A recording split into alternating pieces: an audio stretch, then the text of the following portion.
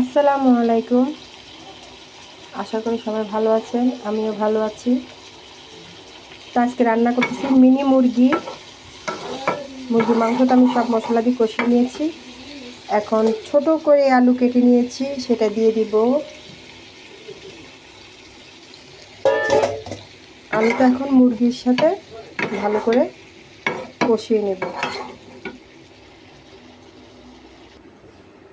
আমি মাংসটা কষিয়ে ঝোল দিয়ে দিয়েছি। দেখুন, মাশাআল্লাহ।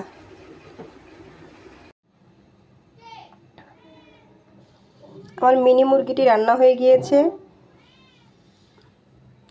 আমার রান্নাটি যদি ভালো লেগে থাকে ভালোবাসা দিবেন, একে অপরের পাশে থাকবেন। আসলে আমরা দেখেও না দেখার ভান করে থাকি। আমরা চাই না যে আরেকজন উপরের দিকে উঠুক। এই মন মানসিকতা নিয়ে আসলে মানুষ কীভাবে পারে জানি না। আমি তো জীবনে পারবো না। তা আমি যথেষ্ট চেষ্টা করি সবাইকে ভালোবাসা দিতে।